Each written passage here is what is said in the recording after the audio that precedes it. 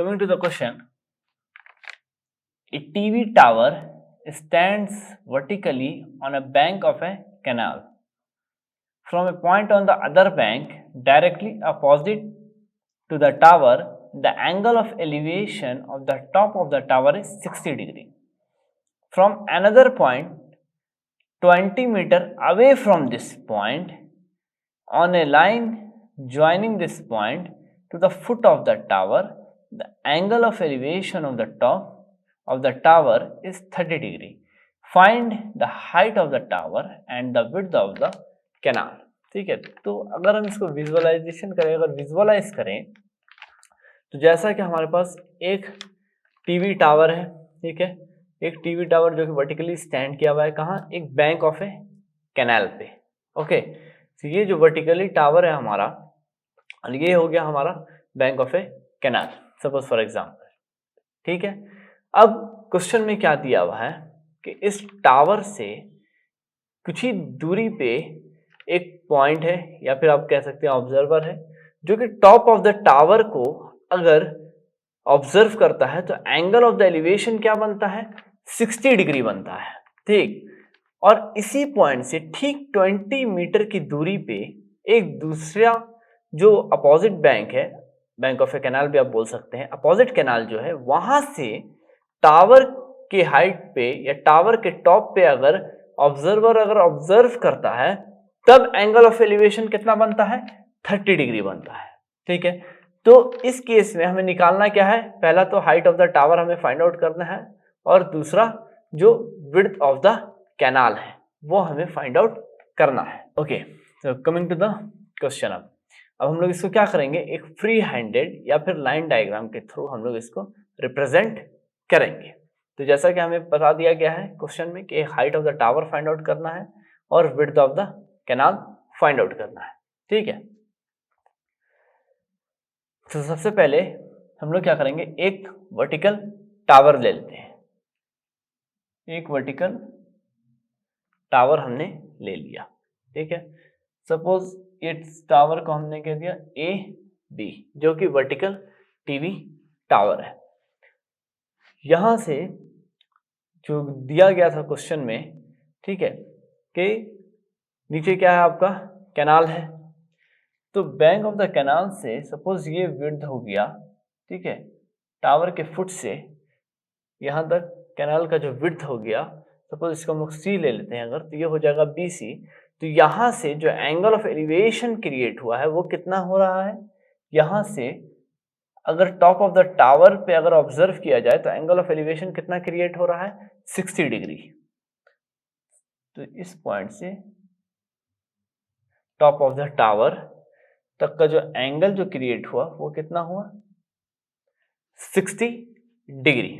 ठीक है, अब सेकंड पार्ट इस क्वेश्चन का क्या कहा गया है कि सेम इसी पॉइंट से 20 मीटर की दूरी पे, ठीक है, 20 मीटर की दूरी पे एक और बैंक कैनाल है, जहां से वहां जिस उस पॉइंट से टॉप ऑफ द टावर को जब ऑब्जर्व किया गया तब उसका एंगल ऑफ एलिवेशन कितना हुआ, 30 डिग्री. मीन्स अगर इस पॉइंट से सपोज इस पॉइंट से यहां तक 20 मीटर की दूरी है, मतलब इस पॉइंट से अगर 20 मीटर की दूरी पे एक और बैंक कैनाल है और यहां से अगर हम लोग ऑब्जर्व करते हैं किसको, टॉप ऑफ द टावर को, तब एंगल ऑफ एलिवेशन क्या होता है, 30 डिग्री हो जाता है हमारा. मीन्स यहां से टॉप ऑफ द टावर को अगर हम लोग ऑब्जर्व करते हैं तो इस पॉइंट से एंगल ऑफ एलिवेशन क्या बन रहा है, 30 डिग्री. सपोज इस पॉइंट को हमने नेम कर दिया, नेमिंग दे दिया D. तो आप देख सकते हैं 4 पॉइंट्स आ गए, ABCD. दो एंगल्स है हमारे पास, 60 डिग्री एंड 30 डिग्री. एक जो डिस्टेंस दिया हुआ है वो है 20 मीटर.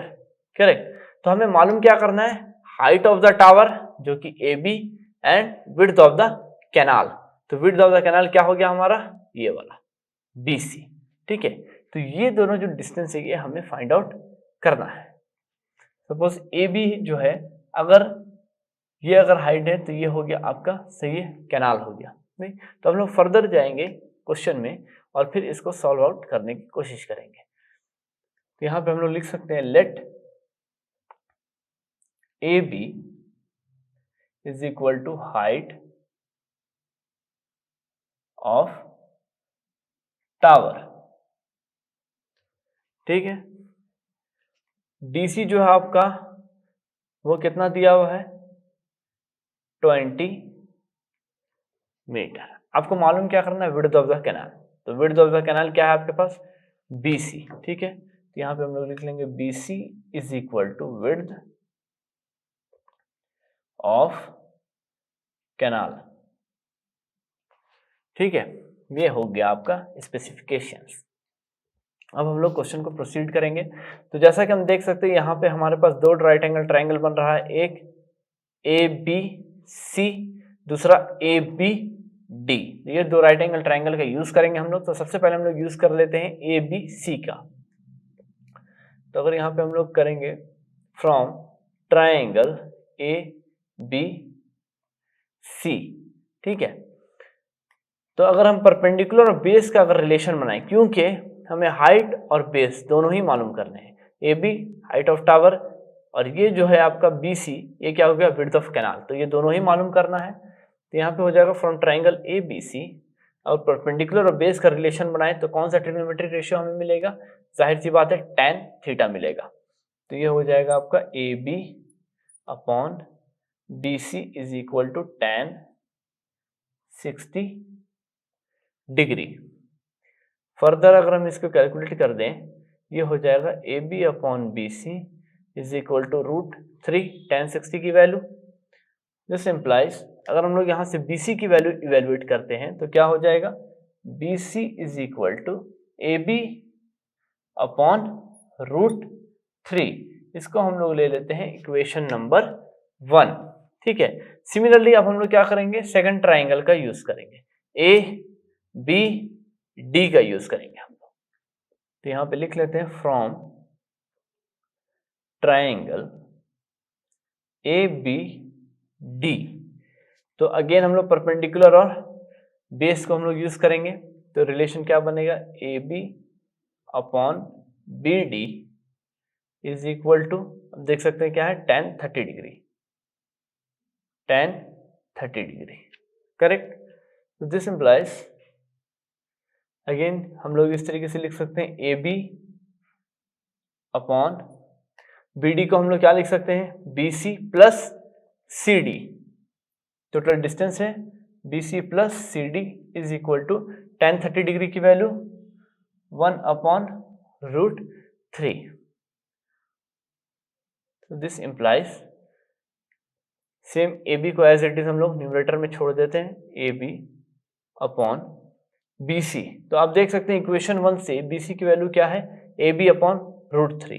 तो यहाँ पे हम लोग लिख लेंगे AB अपॉन √3 प्लस CD की वैल्यू क्या है हमें दी हुई है 20। यहाँ पे हम सब्स्टिट्यूट कर देते हैं 20। This equals to 1 upon √3, correct. अब फर्दर कैलकुलेशन अगर इसका करेंगे तो क्या आएगा, AB अपॉन √3 अगर हम एलसीएम ले लेते हैं यहाँ पे, ठीक है, √3 का एलसीएम ले लिया हमने, तो ये हो जाएगा AB plus 20 into √3 is equal to 1 upon √3। तो हमें यहाँ पे क्या मिला, AB upon AB plus 20 √3 divided by √3 is equal to 1 upon √3।